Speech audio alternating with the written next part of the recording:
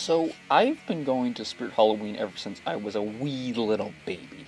Going going every year for the past 10 or so years has given me a strange interest in Halloween props and store displays.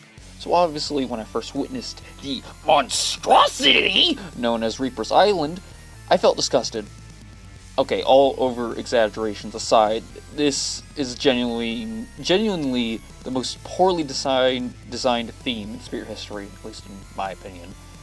Why, you may ask? Well, let's first discuss the theme of the displays that year. A tropical island. Now, tropical islands can work for Halloween. There's tons of tropical themed haunts out there. The issue is that these haunts always have tropical themed props. Spirit, on the other hand, is a store, not a haunt. They need to have a wide variety of props that appeal to the taste of all kinds of consumers. If you have a farm haunt, you're going to need spirit. You're going to spirit for scarecrow props, not tropical cave monsters. So obviously, all the props in the theme would be miscellaneous, to appeal to everyone. However, these props are in a theme not fit for a large variety of characters. It's a goddamn tropical island with lots of greens and reds. So naturally, the theme would look like total crap due to the characters that simply don't fit in it. My question is, why didn't they just go for something else?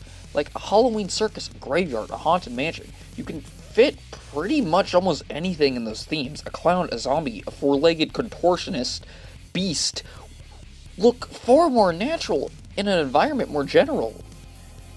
They've done this in the past. In 2010, they had a giant circus tent, and every section of it had different monsters. One section was clowns, one section was skeletons. It's like they completely ran out of ideas despite the fact there's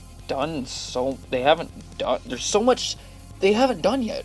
A vampire castle, a haunted town, a haunted hospital. But no!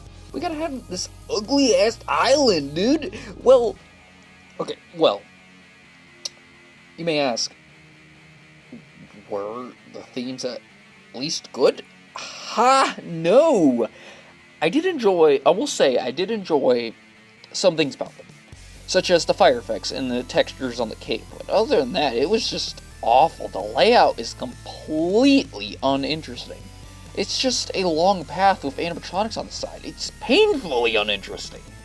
Look at Spirit Acres Farm from 2018, for example. It doesn't follow a linear path. It feels completely organic and has props displayed on all sides of the display. You actually have to physically walk around and explore it to see the props. The island, however, you just walk down a path, then turn left or right to look at the props on the side. It is boring. The back theme isn't anything special either. It's just a wall with props standing in front of it. Nothing to walk through, nothing to you physically have to walk around in order to see the props. It's just props slapped right in front of a wall. Good lord, how it is so lazy. If you look at the original concept art and prototypes, you can see they had a far more interesting layout. Now I understand, of course, they had to remove the walkthrough section due to health concerns, but they could have easily just replaced the entrance and exit with something. Like, they could have just had a big set piece there or something. Like, anything could have been better than just a wall. A wall, dude! One last thing I want to complain about are the props. Now, this was a year of a lot of neat concepts and originality. Now, the issue is, a lot of the props weren't original monsters. There were barely any. A lot of the props were completely original monsters. There were barely any classic Halloween characters. And all the props that were already established monsters were just clowns, zombies, little kids, and licensed characters. The boring shit. It doesn't feel Halloweeny or interesting at all.